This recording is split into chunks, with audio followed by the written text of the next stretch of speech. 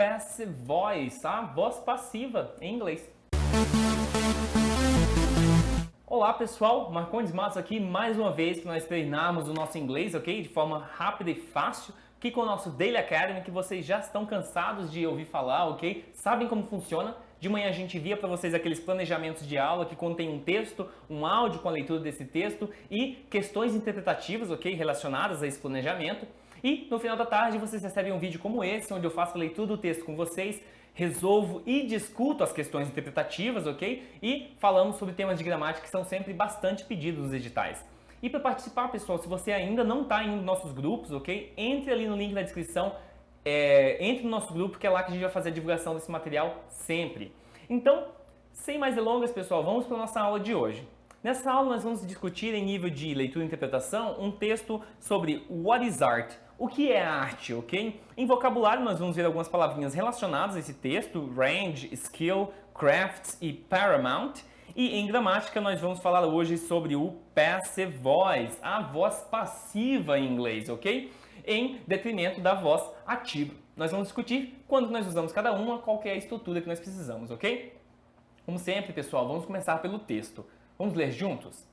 So, art refers to a diverse range of human activities in creating visual, auditory or performing artifacts. Então, a arte se refere a uma diversidade, ok?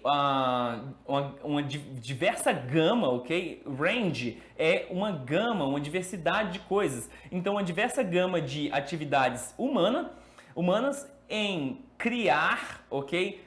Artefatos visuais, auditivos, ok? Ou performáticos. Então, isso é arte, ok? Se refere àquelas atividades humanas de criação de artefatos visuais, artefatos auditivos ou artefatos performáticos, ok? These artworks express the author's imaginative or technical skill. Então, esses trabalhos de arte, ok? Artwork é literalmente o que está escrito. Work, trabalho. Arte, arte. Então, trabalho de arte. Artwork. Então, esses trabalhos de arte expressam as habilidades, ok? Imaginativas e técnicas do seu autor, de quem a cria. Art is intended to be appreciated for its beauty, emotional power. Então, a arte tem como intenção, ok? To intend é ter a intenção de, ok? Então, ela tem a intenção de ser apreciada por sua beleza ou seu poder de beleza ou poder emocional, ok? Então, são essas duas vertentes geralmente são apreciadas na arte. O poder emocional dela, de atingir as pessoas, ou pela sua beleza, sua perfeição. Until the 17th century, art referred to any skill or mastery and was not differentiated from crafts or sciences. Então, até o século 17, ok? Arte se referia a qualquer habilidade ou maestria, ok? Ou algum domínio, ok? Mastery é o domínio de alguma habilidade, de alguma arte, ok? Então, ela se referia a qualquer habilidade ou domínio e não era diferenciada, ok, de artesanato ou arte manual ou das ciências. Então, qualquer coisa que era feita com bastante habilidade era considerada arte. Mas, in modern usage, after the 17th century, where aesthetic considerations are paramount, the fine arts are separated and distinguished from acquired skills in general, such as decorative or applied arts. Então, no uso moderno, okay, da definição de arte, depois do século XVII, quando considerações estéticas são, onde considerações estéticas são importantes, ok? Paramount é importantíssimas no caso ali, é algo que é intrínseco, algo que é importante no nível estrutural para aquilo, tá ok? Então, as considerações estéticas são importantíssimas agora, ok? Então, a partir desse momento, as belas artes, ok? Fine arts, as belas artes são separadas e distinguidas das habilidades adquiridas em geral, como as artes decorativas e artes aplicadas, ok? Então, passou ali depois a ter uma preocupação com essas considerações estéticas, ok, da arte. Então ela parou de ser considerada qualquer habilidade adquirida e começou a ter essa preocupação mais estética realmente do trabalho artístico, ok? The nature of art and related concepts such as creativity and interpretation are explored in a branch of philosophy known as aesthetics. Então, a natureza da arte, ok, e os conceitos relacionados como criatividade e interpretação da arte são explorados num ramo da filosofia conhecido como estética, ok? Então, estética aqui não é só aquela característica visual, ok? É um ramo de estudo filosófico que abrange muito mais coisas. Então, temos aqui, pessoal, um texto falando sobre a arte, o que é arte, ok? E algum vocabulário novo aqui, range, artwork, branch, nós já tínhamos visto essa palavra antes, ok? É o ramo, ok? Branch literalmente é o galho, ok? Então nós temos um tronco de uma árvore, ela se ramifica, tem vários ramos, vários galhos, ok? Então é um galho da filosofia, um ramo da filosofia, ok? Que estuda estética, estuda a arte. Bem, então temos aqui nosso texto, vamos agora tentar resolver as questões interpretativas relacionadas a esse texto. A primeira questão diz o seguinte: According to the text, artworks solely express the author's imaginative skills. Então, de acordo com o texto, os trabalhos de arte expressam somente, ok? Solely, exclusivamente. Então, expressam exclusivamente as habilidades imaginativas do autor. Vamos ver essa informação no texto. Já aviso vocês, pessoal, quando questões tiverem essas palavras que são bastante limitadoras, ok? Exclusively, exclusivamente, only, somente, solely, que significa a mesma coisa, geralmente é uma questão falsa. Mas não usem apenas isso para chutar. Vão no texto e vão achar a informação, ok? Então vamos procurar essa informação. So art refers to a diverse range of human activities in creating visual, auditory or performing artifacts. These artworks express, achamos aqui que nós precisávamos, então elas expressam the author's imaginative or technical skill. Então elas expressam as habilidades imaginativas, claro, mas também as habilidades técnicas do autor.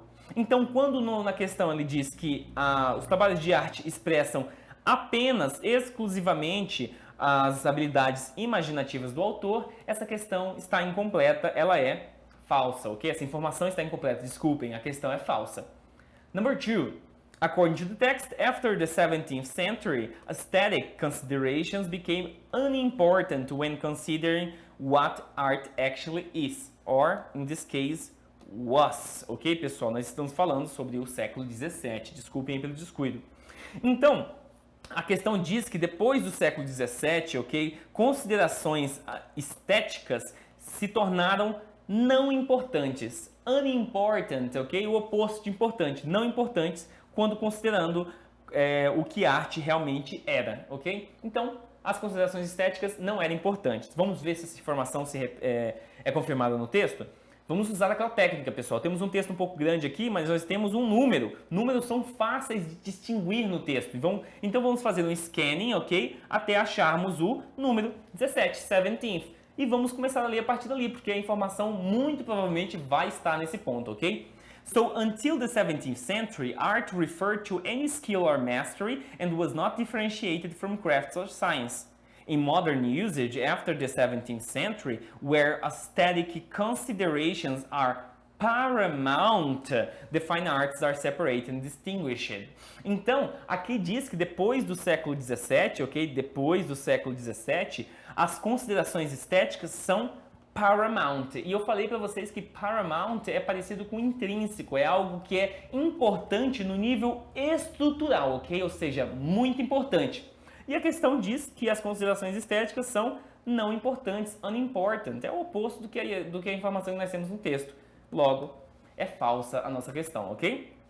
E a última questão interpretativa. In the sentence, the nature of art and related concepts such as creativity and interpretation, the underlying expression such as is used to.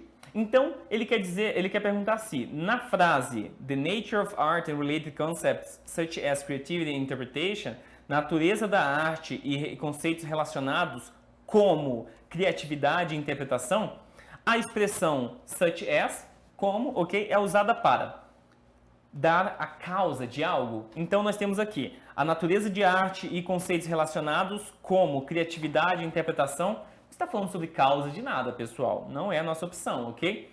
Letra B, give options, dar opções. Então a natureza da arte e conceitos relacionados como criatividade e interpretação não são opções, ok? Que eles estão dando aqui para nós.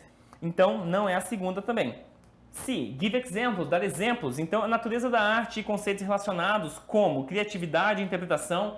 O que é criatividade e interpretação? São conceitos relacionados. Ele está usando, então, such as, ok? Para exemplificar quais são esses conceitos relacionados. E ele exemplifica criatividade e interpretação. Então, such as é uma expressão aqui que está sendo usada para dar exemplos, ok, pessoal? E a letra D, por que não seria? Give purpose, dar propósito a algo, dar uma finalidade?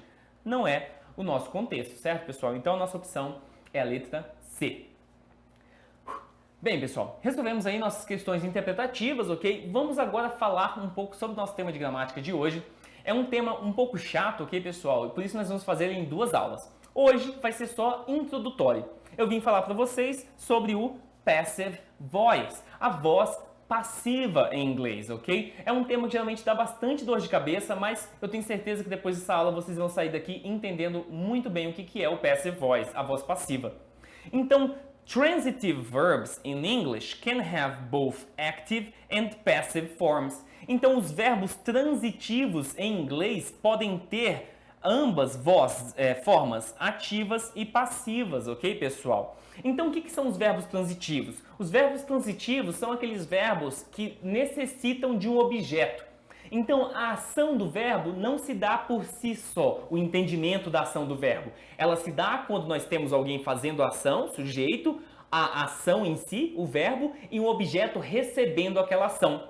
Verbos intransitivos, pelo contrário, não precisam de objeto. Nós conseguimos entender o conceito daquela ação sem o verbo. Exemplo, he sang, ele cantou. Então esse é um verbo que pode ser considerado nesse contexto intransitivo. Ele cantou não necessita de um objeto, ok, pessoal? Cantou o quê? Não precisa. Então nós chamamos esses de verbos intransitivos, ok? Agora se eu falo ele matou. Matou a quem, ok? Eu preciso de alguém. Eu preciso de um objeto para receber a ação desse verbo. Esse verbo é transitivo. Então, esses verbos que precisam de objeto, esses verbos transitivos, eles podem ser apresentados na forma ativa e na forma passiva. Vamos ver quais são essas formas, ok? Então, nós usamos a forma passiva, the passive voice, quando nós queremos focar na ação, ou seja, no verbo da frase, ok? Ao invés do sujeito ou o doer. O doer é o fazedor, quem faz a ação, ok? Então nós temos uma frase na voz ativa aqui, ó. The hunter killed the lion. Essa é uma frase da forma que nós geralmente estamos acostumados a ver. O caçador, hunter, matou o quê? Precisamos de um objeto, né? O leão. Então está na voz ativa, eu estou focando aqui no doer, em quem faz aquela ação. O caçador matou o leão, ok? Quem que matou o leão? O caçador. Mas quando eu transformo essa frase na voz passiva, a minha atenção ela sai de quem faz a frase, de quem faz a ação, para a ação em si, o verbo. Olha um exemplo. So the lion was killed by the hunter. Então o leão foi morto, foi assassinado pelo caçador. Vocês veem que a ênfase agora está na minha ação, na ação de assassinar, na ação de matar, e não em quem fez a ação, que é o caçador? É para isso que nós usamos geralmente a voz passiva, ok? Olha um outro exemplo. Someone has cleaned the windows. Alguém limpou as janelas. Então nós temos aqui a pessoa que faz a ação, someone, ok? E apesar de eu não saber quem é essa pessoa, para mim é só alguém, someone, ela ainda recebe ênfase na frase, ok? Alguém limpou as janelas. Então eu posso reestruturar essa frase para fazer com que a ênfase fique na ação, ok? As janelas, the windows, have been cleaned. As janelas foram limpas. Vejam, pessoal, que o meu sujeito aqui, quem faz a ação, até sumiu na segunda frase. Eu não preciso falar quem é, até porque é alguém, eu não tenho certeza de quem é, ok? Então aqui o foco está na ação. Eu poderia adicionar quem fez utilizando by e someone. So, the windows have been cleaned by someone. Mas na voz passiva, o meu foco nunca é quem fez, o meu foco é a ação em si, a ação de estar lá, a ação de limpar, ok? Então, é para isso que eu uso a voz passiva, pessoal. Passive forms are made up of the verb to be with the past participle of the main verb. A estrutura da voz passiva, pessoal, é geralmente, ok? Na próxima aula nós vamos discutir um pouco as exceções para essa regra, mas ela é geralmente construída com o verbo to be e o passado particípio do verbo principal. Vamos voltar no exemplo de cima, ok? The hunter killed the lion. Então, o meu objeto da frase se torna o sujeito, ele vem na frente agora, the lion, ok? Eu uso o verbo to be. Em que tempo verbal? Sempre no tempo verbal da frase. The hunter killed the lion está no passado, então eu uso o meu verbo to be no passado. Claro que concordando com o novo sujeito ali, pessoal, the lion, ok? Então, eu uso o verbo to be, mais o meu verbo principal no particípio. Kill é um verbo regular, então o passado e o particípio dele são os mesmos, é só ed, ok? Então é isso. O objeto vai na frente da frase, uso o verbo to be, uso o verbo principal no particípio e depois adiciono quem é o sujeito, quem fez a ação, ok? Ou não, não é necessário. Mas essa é a estrutura. Então olhem os exemplos, ok? English is spoken all over the world. Qual que é a voz passiva dessa frase, ok? All over the world, people speak English, ok? Então vocês veem que people aqui nem está sendo mencionado, a pessoa que faz a ação, ok? Eu estou focando no verbo, na ação falar, ok? Então o inglês é falado em todo o mundo. Então a voz passiva, pessoas em todo o mundo falam inglês. Por que meu verbo to be está no presente aqui? Porque a frase na voz ativa estava no presente. Pessoas no mundo todo falam inglês, ok? Então o inglês é presente, falado em todo mundo. Segundo exemplo, the windows have been cleaned, ok? Então as janelas foram limpas, ok? Qual que é a voz ativa dessa frase? Someone, eu não sei quem que é o sujeito aqui, someone, alguém, have cleaned the windows, ok? Alguém limpou as janelas. Lunch was being served, então o almoço estava sendo servido. Ok? Qual que é a voz ativa? Someone was serving lunch. Ok? Alguém estava servindo o almoço. Então eu mudo para a voz passiva para focar na ação de servir e não em alguém quem serviu. The work will be finished soon. O trabalho será finalizado em breve. Ok? Qual que é a voz ativa? Alguém finalizará o trabalho em breve, ok? Então eu não quero focar nesse alguém, eu quero focar na finalização do trabalho, na ação do verbo, voz passiva. They might have been invited to the party. Então eles talvez foram convidados para a festa, ok? Qual que é a voz ativa aqui? Seria a voz ativa? Alguém os convidou para a festa, ok? Então, na voz passiva, eu foco na ação, no verbo de convidar, e não em alguém, na pessoa que convidou, ok? Então, pessoal, nessa primeira aula, o que eu preciso que vocês entendam é o foco, o uso da voz passiva. Nós usamos ela geralmente, ou somente, desculpem, com verbos transitivos, verbos que pedem objeto, ok? E nós usamos ela para dar foco diferente, ok? O foco na ação, ao invés do foco na pessoa que faz a ação, tá certo? Na próxima aula nós vamos discutir um pouco mais sobre as estruturas nos diferentes tempos verbais e em diferentes formas da fala, ok? Para o uso de voz passiva. E por hoje é só, pessoal. A gente se vê na próxima aula. Até mais!